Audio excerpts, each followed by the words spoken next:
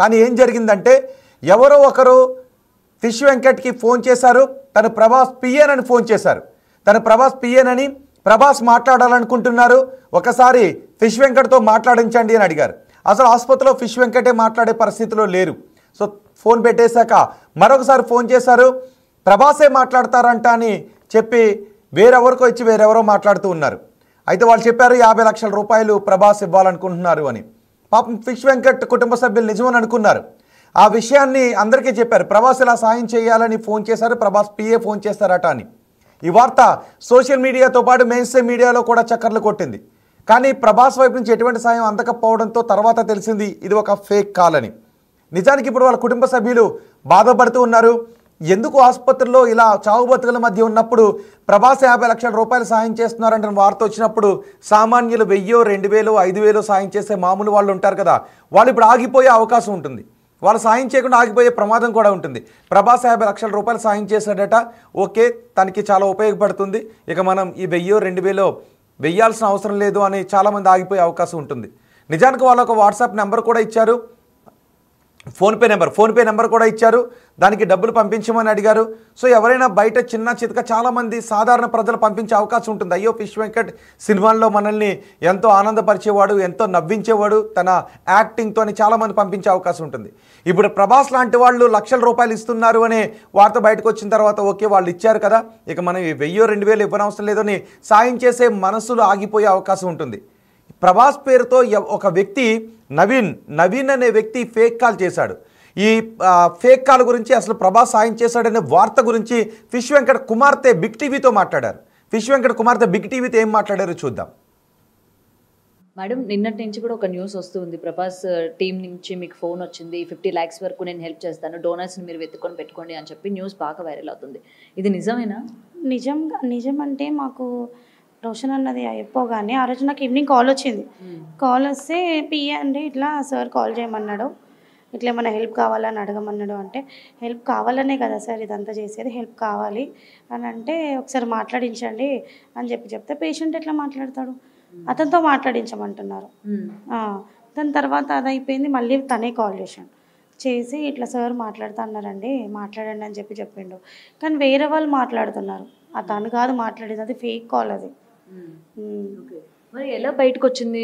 అసలు ఎవరు చెప్పారు ఇలా వాళ్ళ టీం నుంచి ఫోన్ వచ్చింది, ఇంత హెల్ప్ చేస్తామన్నారు? మీరు సడన్గా కాల్ చేసి ఇప్పుడు ప్రభాస్ వాళ్ళ పిఏ మాట్లాడుతున్నా అండి నేను అని అంటే మేము నమ్ముతాం కదండి అది. ఇప్పుడు ఎన్నో కాల్స్ వస్తున్నాయి, ఏది చెప్పినా నమ్ముతాం. ఇప్పుడు అట్లా ఉంది మాది, నమ్మేటట్టుగానే ఉంది. అట్లనే నేను నమ్మిన నంబర్ కూడా సేవ్ చేసుకున్న నంబర్ కూడా ఉంది నా దగ్గర. కానీ తను ఇంత ఇట్లా చేస్తాడని తెలియదు. ఇప్పుడు వచ్చేది కూడా ఏం రాకుండా చేసేస్తుండు. మళ్ళీ మీరు తిరిగి ఫోన్ చేయడం కానీ ఏమేమి చేస్తే అసలు కాలే లిఫ్ట్ చేయట్లేదు, అస్సలు లిఫ్ట్ చేయట్లేదు కాల్. 3 days నుంచి కాల్స్ చేస్తూనే ఉన్నా, నిన్న కూడా చేసిన నైట్. అసలు ఏంటి ఎందుకు ఇట్లా చేసినావు అని చెప్పేసి. ఇప్పుడు అయిన వాళ్ళనే కదా ఇప్పుడు ఇదంతా జరిగేది. ఒక పర్సన్ ఇట్లా మామూలు అయిననే అనుకుంటా, అట్లా చేయడం అది కరెక్టా ఎంతవరకు? అండ్ ఈ న్యూస్ విన్న తర్వాత కూడా మనకి డాక్టర్ గారు కూడా చెప్తూ ఉన్నారు, డోనర్స్ నేను ఇస్తాను అని చెప్పి కూడా క్యూలు కడుతున్నారు. చాలా మంది అడుగుతున్నారండి, ఫ్రీగా ఇస్తా అంటున్నారు. ఎక్కడెక్కడి నుంచో కాల్స్ వస్తున్నాయి, అవుట్ స్టేట్ నుంచి కూడా కాల్స్ వస్తున్నాయి. కాకపోతే సార్ డాక్టర్ ఏమంటున్నారంటే ఒక 1 month వరకు అయితే మనం చేయలేమంటున్నారు. ఇంకా ఆయన లేచి కూర్చోవాలి. ఇప్పుడు చూస్తున్నారు కదా అసలు పడుకొనే ఉన్నాడు.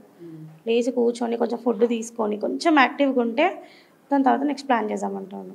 ఓకే, సో ఇంకా 1 month టైం పడుతుంది, కంపల్సరీ 1 month టైం పడుతుంది. ఓకే, సో ఇలా డోనర్స్ వచ్చేవాళ్ళు నిన్న ఆ న్యూస్ తెలిసిన తర్వాత ఓకే ఆ డబ్బులో మనకు కూడా ఎంతో కొంత ఇస్తారు అని ఆశపడి వచ్చిన వాళ్ళు అనుకోవచ్చా? అంటే ఇప్పుడు మీకు ప్రభాస్ టీం నుంచి సహాయం అందుతుంది, డబ్బులు వస్తాయి, ఇంకా మనం కిడ్నీ ఇస్తే మనకు కూడా ఎంతో కొంత వస్తుంది కదా అడుగుతున్నారు. ఇప్పుడు కిడ్నీ అంటే కొంతమంది 50% అయితే అడుగుతున్నారు, ఎంతవరకు ఇస్తారండి అని చెప్పేసి. మీరు ఎంత ఎక్స్పెక్ట్ చేస్తున్నారని కూడా అడుగుతున్నా నేను. మీ ఇష్టం అండి, మీరు ఎంత ఇచ్చినా తీసుకుంటామంటున్నారు. కొంతమంది 30 lakhs 50 lakhs. ఒక అమ్మాయి అయితే కాల్ చేసి నాకు ₹1,00,00,000 కావాలంటది. అదే కోటి ఉంటే మేము ఇంకా 2 ఇప్పించేస్తాం కదా, ఒకటి కాదు మరి అట్లా.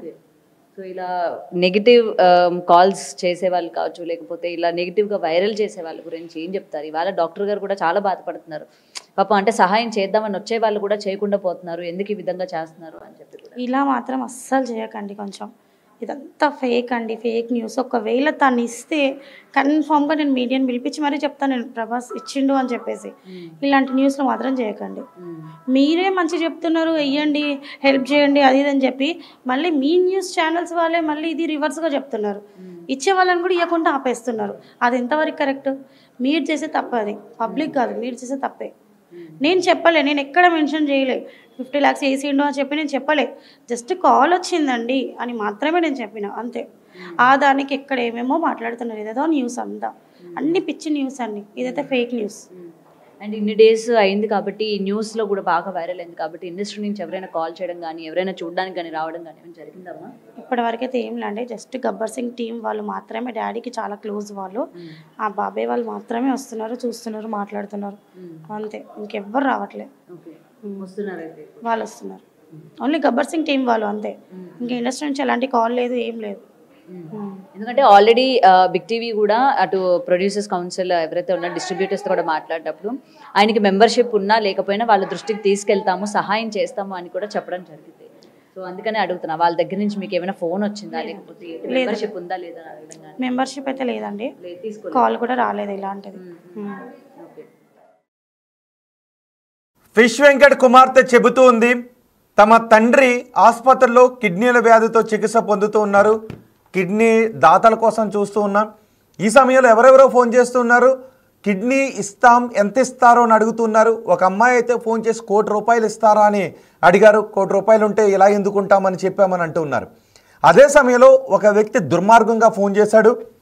నవీన్ ప్రభాస్ పేరు వాడుకున్నాడు, ఇక్కడ ప్రభాస్ సాయం చేయాలనుకుంటున్నారు, ₹50 లక్షల సాయం చేయాలనుకుంటున్నారని. మనం ఇప్పుడు ఒక పని చేద్దాం, మనం ఫిష్ వెంకట్ కుమార్తె స్రవంతితో మాట్లాడినప్పుడు ఆమె దగ్గర ఉన్న ఫోన్ నెంబర్ మనం తీసుకున్నాం. ఎవరైతే నవీన్ ఫోన్ చేశాడో ఆ నవీన్ ఫోన్ నెంబర్ నా దగ్గర ఉంది. ఇప్పుడు మనం నవీన్కి ఫోన్ చేద్దాం, నవీన్కి ఫోన్ చేసి మాట్లాడదాం, అసలు ఎందుకు ఈ ఫోన్ చేశాడో మనం మాట్లాడదాం.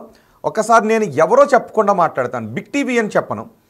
ఒకవేళ నవీన్ ఈ షో చూస్తున్నట్లయితే బహుశా ఫోన్ తీయడు, కానీ ఒకవేళ నవీన్ ఈ షో చూడకపోతూ ఉంటే నేను నవీన్ కాల్ చేస్తున్నాను, ఈ లోపు నవీన్ ఫ్రెండ్స్ ఎవరో అతను అలర్ట్ చేయకముందే నేను కాల్ చేస్తున్నాను, అండ్ ఆ తర్వాత నేను నెంబర్ రివీల్ చేస్తాను. ఏమన్నా చేసుకో నవీన్, నువ్వు తర్వాత నా నెంబర్ రివీల్ చేశారు అని నాకు ఫేక్ కాల్స్ వస్తుంది, నిన్ను తిడతారు, ఖచ్చితంగా నిన్ను తిడతారు. తర్వాత ఫోన్ చేసి ఒక్కొక్కడు నిన్ను తిడతాడు. ఆ తిట్లకి నాకు సంబంధం లేదు, ఎందుకంటే ఫిష్ వెంకట్ ఆసుపత్రిలో చికిత్స పొందుతుంటే ఎగతాళిగా ఉందా నీకు నవీన్?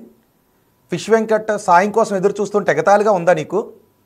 నిన్ను తిట్టినా పర్వాలేదు, నీ నెంబర్ తర్వాత ఏం చేసుకున్నా పర్వాలేదు, అందుకే నీ నెంబర్ డిస్ప్లే చేయాలని అనుకుంటున్నాను. నువ్వు కేసు పెట్టుకున్నా నేను వ్యక్తిగతంగా దాన్ని ఫేస్ చేయడానికి సిద్ధంగా ఉన్నాను, నీ నెంబర్ డిస్ప్లే చేస్తాను. శ్రవంతి వాళ్ళకి ఫోన్ చేసి కూతురికి ప్రభాస్ పేరుతో ఆటలాడుకుంటావు, నువ్వు ప్రభాస్ పేరును వాడుకుంటావా? ఇప్పుడు ప్రభాస్ నిజమని అనుకున్నారు అందరూ, ప్రభాస్ లాగా సాయం చేయాలని అనుకున్నారు. ఇక నువ్వు ప్రభాస్ని అబాస్ పాలు చేసావు, వాళ్ళ ఆశలతో నువ్వు ఆడుకున్నావు, ఇలాంటి ఫేక్ కాల్స్ చేసి ఆడుకుంటావా నవీన్? నువ్వు బుద్ధుందా నీకు? ఇప్పుడు నీ నెంబర్ నేను అందరికీ చెప్పాలని అనుకుంటున్నాను. చూడండి, ఏమనుకున్నా పర్లేదు, ఆ తర్వాత నువ్వు వెళ్ళి పోలీస్ స్టేషన్కి వెళ్ళి నా నెంబర్ డిస్ప్లే చేశారు, నాకు ఫేక్ కాల్స్ వస్తున్నాయి, బెదిరింపు కాల్స్ వస్తున్నాయని ఏమనుకున్నా పర్లేదు, నువ్వు సిగ్గుతో తలదించుకున్నా పర్లేదు ఇలాంటి ఫేక్ కాల్స్ చేసినందుకు. నువ్వు నవీన్ నీ నెంబర్ తీసేసుకో, తర్వాత నీ నెంబర్ని స్విచ్ ఆఫ్ చేసుకుని అవతల పారేసే ఫోన్ కావాలంటే. నీ నెంబర్ మాత్రం నేను చెప్పబోతున్నాను.